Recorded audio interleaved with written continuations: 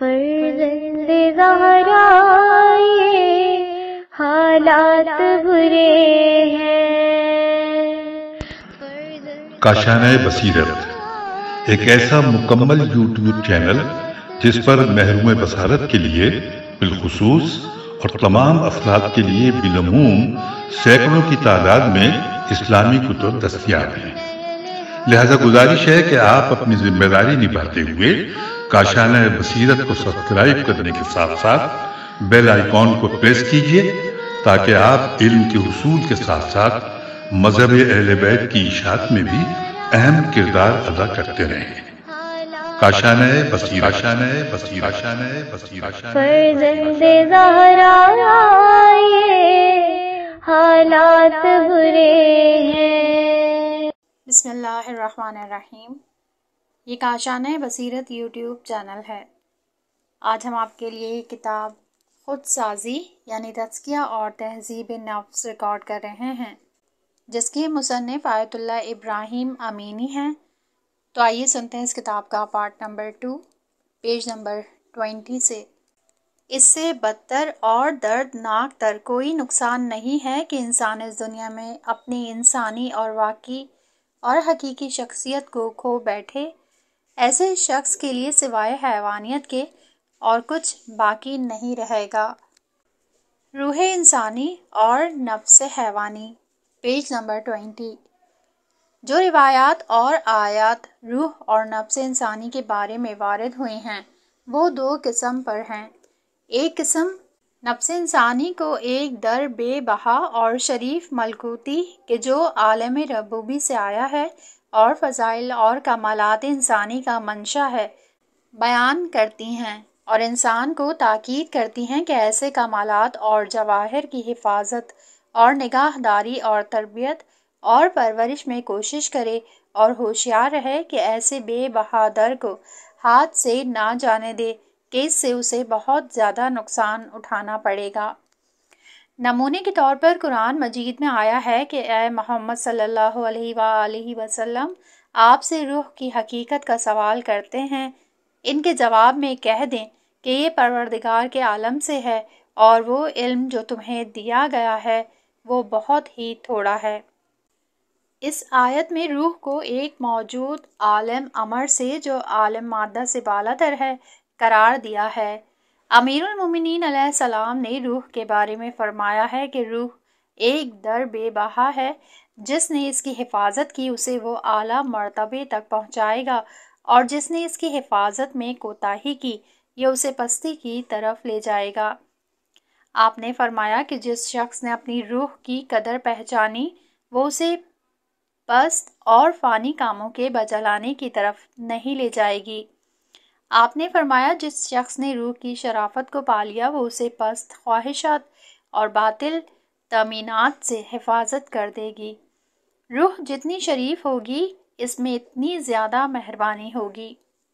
آپ نے فرمایا کہ جس کا نفس شریف ہوگا وہ اسے سوال کرنے کی خواری سے پاک کر دے گا۔ اس قسم کی آیات اور روایات کے بہت زیادہ نمونے موجود ہیں۔ ان سے معلوم ہوتا ہے کہ نفس انسانی ایک بیش بہا قیمتی در ہے کہ جس کی حفاظت و نگہداری اور تربیت کرنے میں کوشش کرنی چاہیے۔ دوسری قسم کی روایات وہ ہیں کہ جس میں نفس انسانی کو ایک انسان کا سخت دشمن تمام برائیوں کا مبدا بتلایا گیا ہے، لہٰذا اس سے جنگ کی جائے اور اسے سرکوب کیا جائے، ورنہ وہ انسان کے لیے بدبختی اور شقاوت کے اسباب مہیا کر دے گا۔ نمونے کے طور پر جیسے قرآن مجید میں آیا ہے کہ جو شخص مقام رب سے ڈرتا ہو اور اپنے نفس کی خواہشات پر قابو پاتا ہو اس کی جگہ جنت ہے۔ قرآن مجید حضرت یوسف علیہ السلام سے نقل کرتا ہے کہ انہوں نے فرمایا کہ میں اپنے نفس کو بری قرار نہیں دیتا کیونکہ وہ ہمیشہ برائیوں کی دعوت دیتا ہے مگر جب خدا رحم کرے۔ پیغمبر اسلام نے فرمایا ہے تیرا سب سے بدترین دشمن تیرا وہ نفس ہے جو تیرے دو پہلو میں موجود ہے۔ حضرت علی علیہ السلام نے فرمایا ہے کہ نفس ہمیشہ برائی کا حکم دیتا ہے، جو شخص اسے امین قرار دے گا وہ اسے خیانت کرے گا، جس نے اس پر اعتماد کیا وہ اسے ہلاکت کی طرف لے جائے گا، جو شخص اس سے راضی ہوگا وہ اسے بدترین موارد میں وارد کر دے گا۔ نیز آپ نے فرمایا، نفس پر اطمینان کرنا شیطان کے لیے بہترین اور مضبوط موقع ہوا کرتا ہے۔ امام سجاد علیہ السلام نے فرمایا کہ اے پروردگار، کہ میں آپ سے نفس کی شکایت کرتا جو ہمیشہ برائی کی دعوت دیتا ہے اور گناہ اور خطا کی طرف جلدی کرتا ہے اور برائی سے علاقمند ہے، اور وہ اپنے آپ کو تیرے غضب کا مورد قرار دیتا ہے اور مجھے ہلاکت کے راستوں کی طرف کھینچتا ہے۔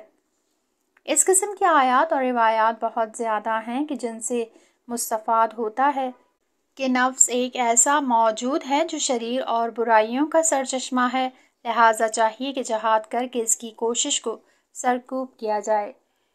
ممکن ہے کہ بعض لوگ تصور کریں کہ ان دو قسم کی آیات اور روایات میں تعارض اور تزاحم واقع ہے، یا خیال کریں کہ انسان میں دو نفس اور دو روح ہیں، کہ ایک اچھائیوں کا منبع ہے اور دوسرا نفس حیوانی ہے جو برائیوں کا سرچشمہ ہے۔ لیکن یہ دونوں تصور اور خیال غلط ہیں۔ پہلی تو ان دو قسم میں تعارض ہی موجود نہیں ہے۔ دوسرے علوم میں ثابت ہو چکا ہے کہ انسان کی ایک حقیقت ہے اور ایک روح ہے، اور اس طرح نہیں ہے کہ انسانیت اور حیوانیت انسان میں ایک دوسرے سے جدا اور علیحدہ ہوں، بلکہ نفس انسانی میں دو مرتبے اور دو وجودی حیثیت ہیں۔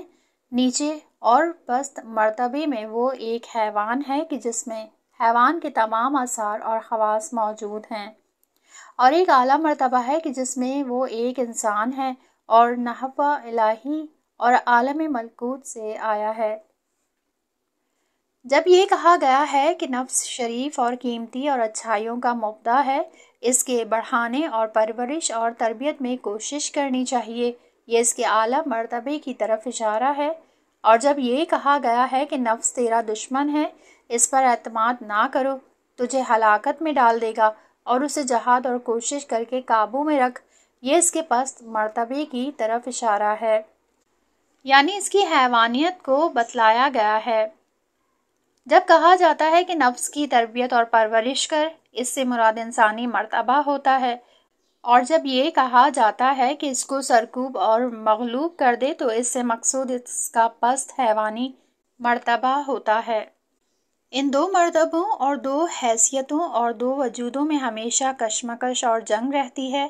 حیوانی مرتبے کی ہمیشہ کوشش رہتی ہے کہ اپنی خواہشات اور تمنیات کو پورا کرنے میں لگا رہے اور قرب الہی اور ترقی اور تکامل سے نفس انسانی کو روکے رکھے اور اسے اپنا غلام بنائے رکھے۔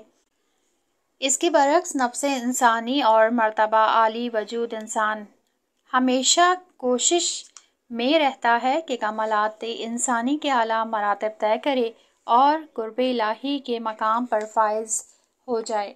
اس مقام تک پہنچنے کے لیے وہ خواہشات اور تمیلات حیوانی کو قابو میں کرتا ہے اور اسے اپنا نوکر اور غلام بنا لیتا ہے۔ ان دو سے کون دوسرے پر غلبہ حاصل کرتا ہے؟ اگر روح انسان اور ملکوتی نے غلبہ حاصل کر لیا تو پھر انسانی اقتدار زندہ ہو جائے گی اور انسان قرب الہی کے بلند مرتبے اور قرب الہی تک سیر و سلوک کرتا جائے گا۔ اور اگر روح حیوانی اور حیثیت بہیمی نے غلبہ حاصل کر لیا تو پھر عقل کا چراغ بجھ جائے گا اور وہ اسے گمراہی اور ضلالت کی وادی میں دھکیل دے گا۔ اسی لیے پیغمبر آئے ہیں کہ انسان کو اس مقدس جہاد اور جنگ میں حتمی اور یقینی مدد دیں۔ انسانی ارزش، پیج نمبر 24۔ انسان کی دو حیثیتیں اور دو وجود ہیں، ایک وجود انسانی اور ایک وجود حیوانی۔ انسان کی قدر اور قیمت انسانی وجود سے ہے اور حیوانی وجود سے نہیں ہے۔ حیوانی وجود تو اس کا طفلی ہے اور در حقیقت وہ کچھ بھی نہیں ہے، اگرچہ انسان حیوان ہی ہے اور اسے حیوانی وجود کے لیے اس کو لوازم زندگی حاصل کرنے کو اہمیت دینی بھی چاہیے۔ لیکن انسان اس دنیا میں اس لیے نہیں آیا کہ وہ حیوانی زندگی بسر کرے، بلکہ انسان اس جہان میں اس لیے آیا ہے کہ وہ اپنی حیوانی زندگی سے انسانی زندگی کی تکمیل کرے اور اس حیوانی زندگی سے انسانی زندگی کا فائدہ حاصل کرے۔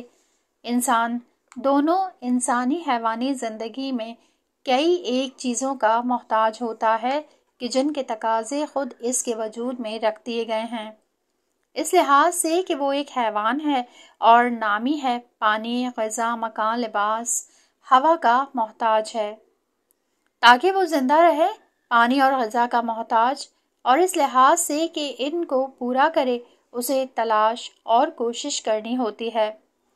بھوک، پیاس، لذت، پانی اور غذا کی طلب یہ اس کے وجود میں رکھ دی گئی ہوئی ہیں، اور اس لحاظ سے کہ نسل انسانی باقی رہے، جنسی عزیزہ اور بیوی کی طرف میلان اس کے وجود میں رکھ دیا گیا ہے۔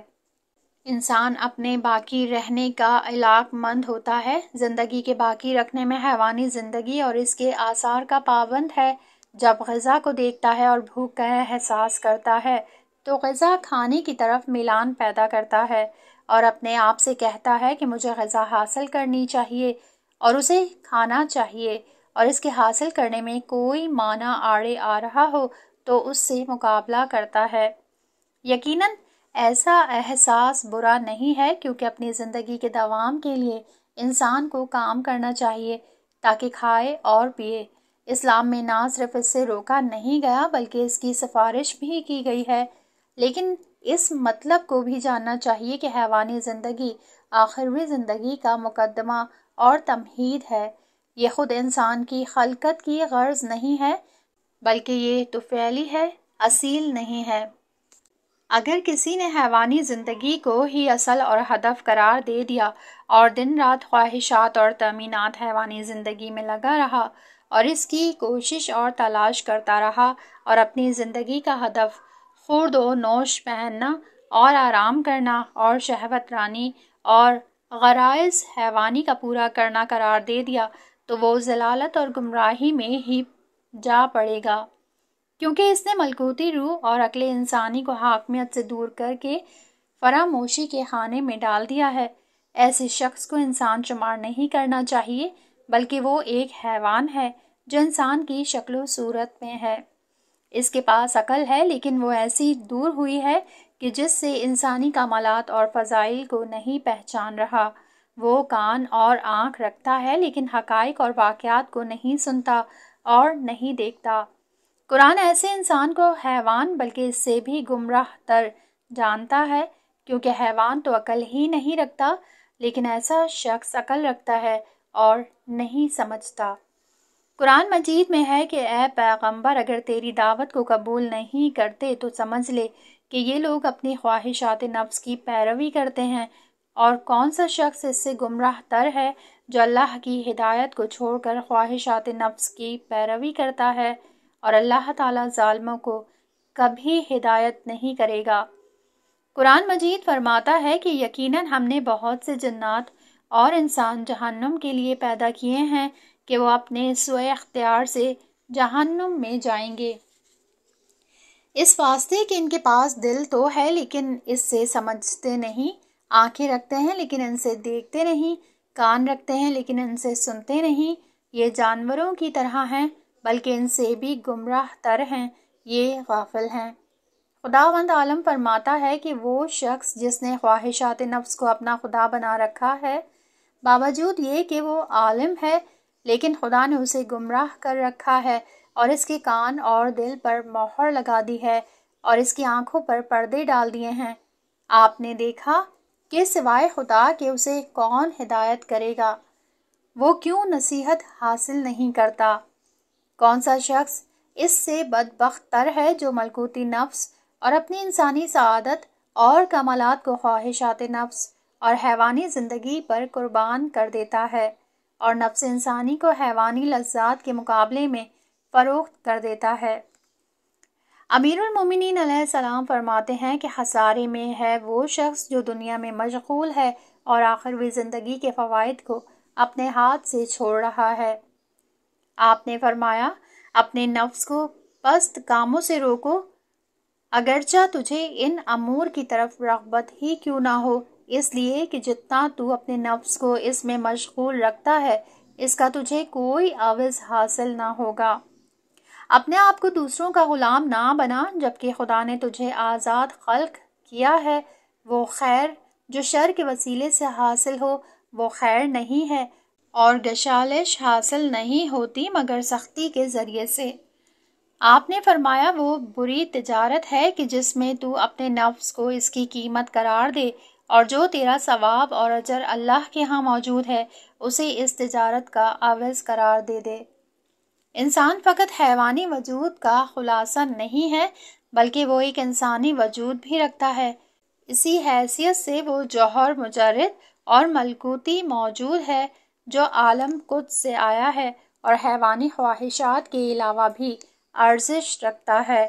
اگر انسان اپنی باطنی ذات اور ملکوتی روح میں فکر کرے اور اپنے آپ کو خوب پہچانے اور مشاہدہ کرے کہ وہ عالمی قدرت و کرامت، علم اور رحمت، وجود، نور و احسان، خیر و عدالت، خلاصہ عالم کمال سے آیا ہے اور اسی عالم سے سخنیت اور مناسبت رکھتا ہے، تو اس وقت انسان ایک اور دید سے ایک اور عالم کو دیکھے گا اور کمال مطلق کو نگاہ کرے گا اور اسی عالم کی صفات سے علاق مند ہوگا اور اس گران بہار سرمایہ کی وجہ سے اپنے حیوانیت کے پست مرتبے سے حرکت کرے گا تاکہ کمال کے مدارج کے راستے طے کرے اور مقام قرب الہی تک جا پہنچے۔ یہ وہ صورت ہے کہ اس کے سامنے اخلاقی اقتدار واضح ہو جائیں گی۔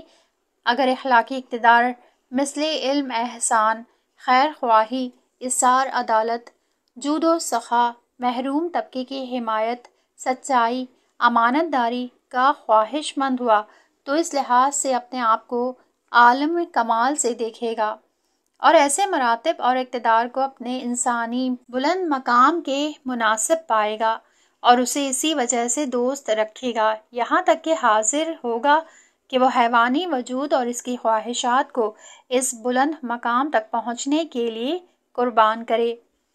اخلاقی اقتدار اور مکارم کمالات روحانی اور معنوی جو ملکوتی روح انسان سے مناسب ہیں کہ ایک سلسلے کا نام ہے اور انسان کمال تک پہنچنے کے لیے ان کی ضرورت کو محسوس کرتا ہے اور اپنے آپ سے کہتا ہے کہ مجھے انہیں انجام دینا چاہیے، اور اخلاقی انجام دی جانے والی اشیاء کا سرچشمہ شرافت اور کرامت نفس ہوا کرتا ہے اور کمال روحانی اور بلندی مقام تک پہنچنے کے لیے بجا لایا جاتا ہے۔ جب انسان یہ کہتا ہے کہ مجھے راہ حق میں ایثار کرنا چاہیے، یعنی ایثار تکامل ذات اور بلندی مرتبے کے لیے فائدہ مند ہے اور ضروری ہے کہ ایسے مرتبے تک پہنچنا چاہیے، معنوی کمالات تک پہنچنے کا راستہ صرف ایک ہے اور تمام انسان ان اقتدار اور ان کی ضد کی پہچان میں مساوی خلق ہوئے ہیں۔ ہر انسان اپنی محبوب اور پاک فطرت کی طرف رجوع کرے اور خواہشات اور ہوے نفس کو دور پھینک کر خوب غور و فکر کرے تو وہ اخلاقی فضائل اور اس کی قدر و قیمت اور اس کی ضد، اسی طرح اخلاقی پستیاں اور رذائل اور اس کی ازداد کو پہچان لے گا، اور اس میں تمام انسان تمام زمانوں میں ایسے ہی ہوا کرتے ہیں، اور اگر بعض انسان اس طرح کی مقدس سوچ سے محروم ہیں تو اس کی وجہ ان کی حیوانی خواہشات اور ہوے نفس کی تاریکی نے اس کے نور عقل پر پردہ ڈال رکھا ہوتا ہے۔ قرآن مجید بھی فضائل اور رذائل کی پہچان اور شناخت کو انسان کا فطری خاصہ قرار دیتا ہے، جیسے فرماتا ہے کہ قسم نفس کی اور اس کی کہ جس نے اسے نیک خلق کیا ہے اور انحراف اور تقوی کا اسے الہام دیا ہے، جس نے اپنے نفس کی تربیت کی، اسے پاک و پاکیزہ قرار دیا، وہی کامیابی حاصل کرے گا، اور جس نے اس کو گناہوں اور برے اخلاق سے الوداع کیا وہ نقصان اٹھائے گا۔ پیغمبر علیہ السلام اسی غرض کے لیے مبعوث ہوئے ہیں تاکہ انسان کی فطرت کو بیدار کریں اور اس کے اخلاقی ناآگاہ شعور کو آگاہی کے شعور میں تبدیل کریں۔ وہ آئے ہیں تاکہ انسان کے فضائل اور کمالات کے طریقوں کو پہچاننے کی طرف متوجہ کریں اور اس پر عمل کر کے مقام قرب الہی کو پانے اور مدارج کمال کو طے کرنے کی مدد اور رہنمائی فرمائیں۔ وہ آئے ہیں تاکہ انسان کو انسانیت کے بلند مقام اور انسانی اقتدار کی ضرورت اور ان کی حفاظت اور زندہ رکھنے اور قدر و قیمت کی طرف متوجہ کریں وہ آئے ہیں تاکہ انسان کو یہ نکتہ سمجھائیں کہ تو حیوان نہیں ہے بلکہ تو انسان ہے اور فرشتوں سے زیادہ بالاتر ہے۔ دنیاوی امور اور حیوانی مظاہر تیرے ملکوتی بلند مقام کے شایان شان نہیں ہیں۔ تو اپنے آپ کو اس کے عوض فروخت نہ کر۔ امام سجاد علیہ السلام سے پوچھا گیا کہ سب سے معزز ترین اور شریف ترین اور با اہمیت انسان کون ہے؟ تو آپ نے فرمایا کہ جو انسان دنیا کو اپنے لیے اہمیت نہ دے اور اس کو اپنے لیے خطرہ قرار نہ دے۔ اگر انسان اپنی انسانی شخصیت کو پہچانے اور اپنی انسانی وجود کو قوی قرار دے، فضائل اور کمالات کو اس میں زندہ کرے اور رذائل اور پستیوں پر قابو پائے، تو اس وقت انسان کو یہ مجال نہ ہوگی کہ وہ انسانی اقتدار کو ترک کر دے اور رذائل کے پیچھے دوڑے، مثلاً سچائی کو چھوڑ دے اور جھوٹ کے پیچھے جائے، امانت داری کو چھوڑ دے اور خیانت کی طرف جائے، عزت نفس کو چھوڑ دے اور اپنے آپ کو ذلت و خواری میں ڈالے، احسان کو چھوڑ دے اور لوگوں کو آزار اور تکلیف دینے کے پیچھے دوڑے۔ امیر المومنین علیہ السلام نے فرمایا کہ جو شخص اپنے نفس کی عزت کرے اور اسے معزز قرار دے، اس کی نگاہ میں خواہشات نفسانی ہیچ اور پست ہوں گی۔ پیغمبروں کی ہمیشہ کوشش رہی ہے کہ انسان کی فطرت کو بیدار کریں تاکہ وہ اپنے اس گراں قدر وجود کے جوہر کو پہچانے اور اپنا تعلق اور ربط ذات خدا سے دریافت کر لے اور تمام چیزوں کو رضا اور قرب پروردگار کے حاصل کرنے میں صرف کرے، یہاں تک کہ کھانا پینا، سونا جاگنا، دیکھنا بولنا، کام کرنا، مرنا جینا سب کے سب پاک اور اخلاقی ہوں۔ جب انسان اللہ کا بندہ ہو جائے تو پھر اس کی رضا کے حاصل کرنے کے لیے کوئی اس کی غرض اور غایت نہ ہوگی، اس کے تمام کام عبادت اور اخلاق اور ذی قدر ہوں گے۔ اسی لیے اپنے آپ کو پہچاننا اسلام میں ایک خاص قدر و قیمت رکھتا ہے۔ امیر المومنین علیہ السلام نے فرمایا کہ نفس کا پہچاننا سب سے زیادہ منفعت دار فائدہ ہے۔ آپ نے فرمایا کہ جس شخص نے اپنے آپ کو پہچانا اس کا کام بلند ہوگا۔ اپنے آپ کو پہچاننے سے مراد شناختی کارڈ نہیں، بلکہ اس سے مراد یہ ہے کہ انسان اپنے واقعی مقام کو اس دنیا میں پہچانے اور جان لے کہ وہ فقط خاکی حیوان نہیں ہے بلکہ وہ عالم ربوبی کا عکس اور پرتو ہے، اللہ کا خلیفہ اور اس کا امین ہے۔ وہ ایک ملکوتی وجود ہے کہ جو دانا اور مختار اور آزاد خلق ہوا ہے تاکہ کمال غیر متناہی کی طرف سیر و سلوک کرے اور اپنی مخصوص خلقت کی وجہ سے اپنے آپ کو بنانے اور اس کی پرورش کرنے کا پابند ہے۔ انسان اپنی اس شناخت کی وجہ سے شرافت اور کرامت کو محسوس کرتا ہے اور اپنے مقدس اور پر ارزش وجود کو پہچانتا ہے، اور کمالات اور فضائل اس کے لیے پر معنی اور قیمت پیدا کر لیتے ہیں۔ اس صورت میں وہ نا امیدی اور بے فائدہ اور بیہودہ خلق ہونے سے نجات حاصل کر لیتا ہے، پھر زندگی اس کے لیے پر بہا اور مقدس اور غرض دار اور خوشنما ہو جاتی ہے۔ باطنی زندگی، پیج نمبر 30۔ انسان اس دنیا میں ایک ظاہری زندگی رکھتا ہے کہ جو اس کے جسم اور تن سے مربوط ہے، کھاتا ہے، پیتا ہے، سوتا ہے، چلتا ہے اور کام کرتا ہے، لیکن اس کے باوجود وہ باطن میں ایک نفسانی زندگی بھی رکھتا ہے۔ اس حالت میں وہ دنیا میں زندگی کرتا ہے، باطن میں وہ کمال اور سعادت اور نورانیت کی طرف بھی سیر و سلوک کرتا ہے، یا تو وہ بدبختی اور شقاوت اور تاریکی کی طرف جا رہا ہوتا ہے یا وہ انسانیت کے سیدھے راستے سے بھٹکا ہوا ہوتا ہے اور تاریک وادی اور حیوانیت کے پست درجے میں غلطاں ہوتا ہے، یا وہ کمال کے مدارج طے کر کے نور اور سرور و کمال و جمال کے راستے طے کرتا ہے، یا وہ عذاب اور تاریکی میں گر رہا ہوتا ہے۔ اگرچہ اکثر لوگ اس باطنی زندگی سے غافل ہیں، لیکن وہ حقیقت اور واقعیت رکھتی ہے۔ خداوند عالم قرآن مجید میں ارشاد فرماتا ہے کہ وہ ظاہری دنیاوی زندگی کا علم تو رکھتے ہیں لیکن آخروی زندگی جو باطنی ہے سے غافل ہیں۔ کسی چیز کا جان لینا یا نہ جاننا واقعت میں میسر نہیں ہوتا۔ قیامت کے دن جب انسان کی آنکھ سے مادیت کے سیاہ پردے اٹھا لیے جائیں گے تو اس وقت وہ اپنی واقعیت اور اپنے آپ کو پہچانے گا۔ خداوند عالم ارشاد فرماتا ہے کہ قیامت کے دن انسان سے کہا جائے گا کہ تو دنیا میں اس امر سے غافل تھا، لیکن آج تیری آنکھیں تیز بین ہو چکی ہیں۔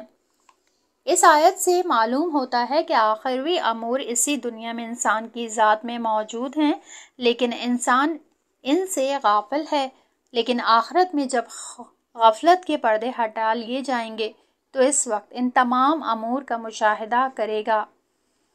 آیات اور روایات سے یوں مستفادہ ہوتا ہے کہ انسان کا نفس اس جہان میں کئی ایک چیزوں کو بجا لاتا ہے، اور جن چیزوں کو وہ بجا لاتا ہے وہ ہمیشہ اس کے ساتھ رہتی ہیں، جو آخرت میں اس کی زندگی کا محاصل اور نتیجہ آور ہوتی ہیں۔ خداوند ارشاد فرماتا ہے کہ ہر نفس اس عمل کے مقابلے میں گروی ہے جو وہ بجا لاتا ہے۔ ارشاد فرماتا ہے ہر نفس نے جو کچھ انجام دیا ہے اسے پورا کا پورا ملے گا۔ خداوند فرماتا ہے کہ ہم کسی کو اس کی قدرت سے زیادہ حکم نہیں دیتے۔ انسان نے جو اچھائیاں انجام دی ہیں وہ اسی کے لیے ہوں گی، اور تمام برائیاں بھی اس کے اپنے نقصان کے لیے ہوں گی۔ خداوند عالم ارشاد فرماتا ہے ہر نفس نے جو خوبیاں انجام دی ہیں وہ اس کے سامنے حاضر ہوں گی، اسی طرح جو برائی انجام دی ہیں وہ آرزو کرے گا کہ کاش اس کے اور برے کام کے درمیان فاصلہ ہوتا۔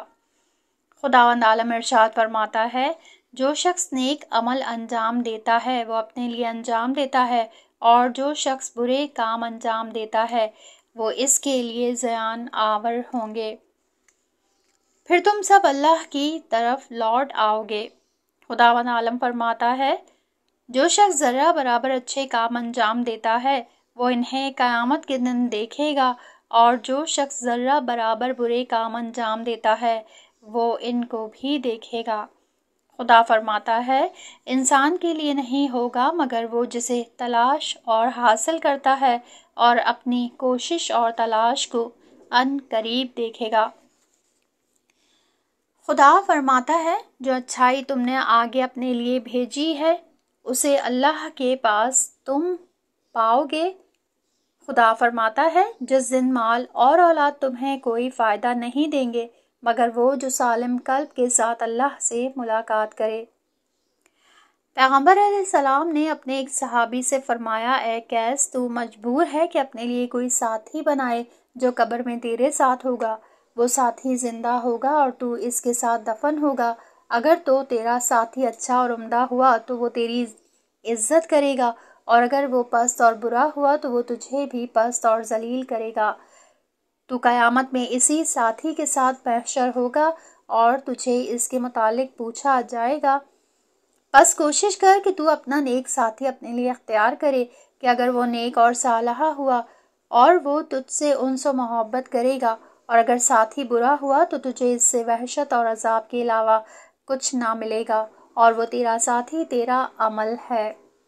انسان اس دنیا میں آخروی زندگی کے لیے اپنے نفس کی تربیت کرنے میں مشغول رہتا ہے، اور عقائد اور افکار اور ملکات اور عادات، محبت، علاقہ مندی اور مانوس چیزوں کی طرف توجیہات اور وہ کام جو روح انسانی پر اثر انداز ہوتے ہیں تدریجاً ان سے ساختہ پرداختہ اور پرورش پاتا ہے۔ انسان کس طرح بنے ان چیزوں سے مربوط ہوتا ہے۔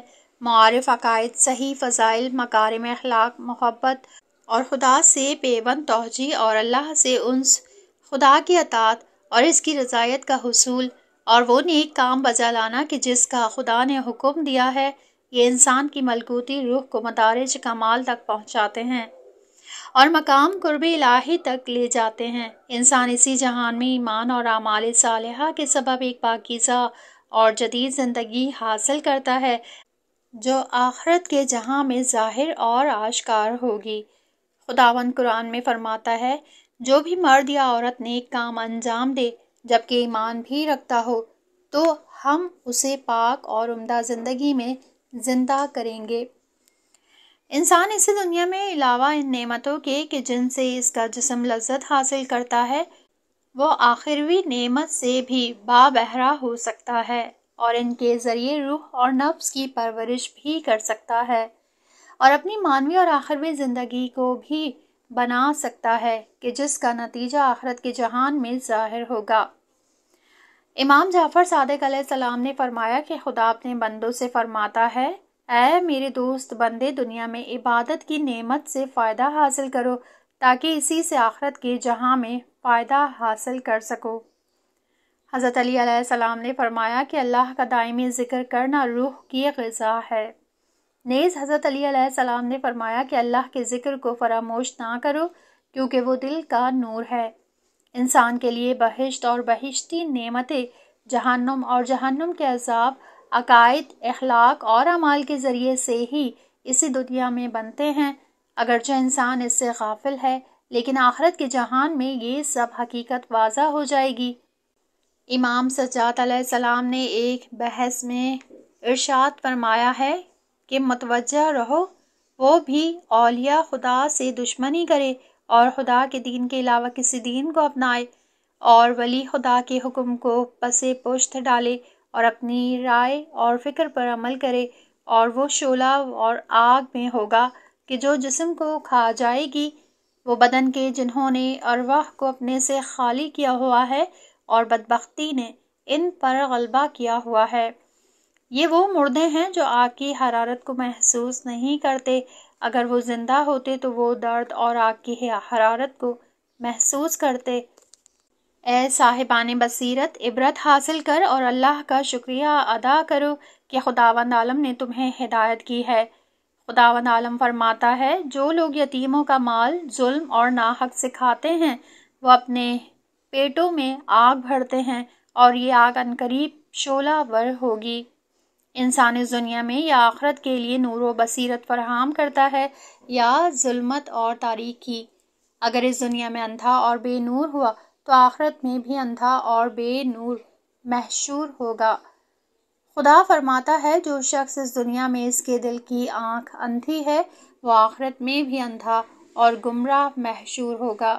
علامہ طباطبائی رضوان اللہ علیہ فرمایا کرتے تھے کہ نجف اشرف پہ ایک شخص عابد زاہدانہ زندگی بسر کرتا تھا کہ جسے شیخ عبود کہا جاتا تھا۔ کہا جاتا ہے کہ وہ ولی خدا اور اہل سیر و سلوک تھے، ہمیشہ ذکر اور عبادت میں مشغول رہتے تھے، کبھی قبرستان وادی اسلام جاتے اور کئی گھنٹوں تک گوشہ و کنار میں بیٹھے رہتے تھے اور فکر کیا کرتے تھے، اور کبھی ٹوٹی ہوئی قبروں میں چلتے اور نئی قبر کو بادقت ملاحظہ کرتے تھے۔ ایک دن جب قبرستان میں سے واپس لوٹ رہے تھے کہ کئی ایک آدمیوں سے ان کی ملاقات ہو گئی اور انہوں نے ان سے ان کے احوال پرسی کی اور پوچھا، اے شیخ عبود، وادی السلام میں کیا خبر تھی؟ اس نے کہا کہ کوئی تازہ خبر نہ تھی۔ جب انہوں نے اصرار کیا تو انہوں نے کہا کہ میں نے ایک عجیب چیز دیکھی ہے کہ میں نے جتنا پرانی قبروں کو دیکھا ہے، ان میں سانپ، بچھو اور عذاب کی علامتیں نہیں دیکھی۔ میں نے ان میں سے ایک قبر والے سے سوال کیا، روایات میں آیا ہے کہ میت قبر میں سانپ اور دوسری موذی چیزوں سے عذاب دیا جاتا ہے، لیکن میں تو آپ کی قبروں میں سانپ اور عقرب کو نہیں دیکھ رہا۔ قبر والے نے جواب دیا، ٹھیک ہے کہ سانپ اور بچھو ہماری قبروں میں نہیں، لیکن تم خود ہو کہ دنیا سے سانپ اور بچھو اپنے ساتھ لے آتے ہو اور یہاں ان سے عذاب دیے جاتے ہو۔ انسان کی باطنی اور نفسانی زندگی ایک حقیقی اور واقعی زندگی ہوا کرتی ہے۔ انسان اپنی باطنی ذات میں ایک واقعی راستہ طے کرتا ہے، یا وہ سعادت اور کمال تک پہنچاتا ہے اور یا بدبختی اور ہلاکت لے جاتا ہے۔ وہ واقعی ایک حرکت اور سیر کر رہا ہے اور عقائد اور اخلاق اور اعمال سے انسان مدد حاصل کرتا ہے۔ خداوند عالم فرماتا ہے، جو شخص بھی عزت چاہتا ہے، تمام عزت خدا کے لیے اور اچھے کلمات اور پاک نفوس خدا کے لیے صعود کرتے ہیں اور عمل صالحہ کو خدا اوپر لے جاتا ہے۔ نفس کا فعلی ہونا کوشش اور کام کرنے کے نتیجے میں ہوا کرتا ہے۔ عقائد اور اخلاق اور ملکات اور خصائل اور ہمارے اعمال سے وہ بنتا ہے جو آخرت کے جہان میں اچھا یا برا نتیجہ جا کر ظاہر ہوتا ہے۔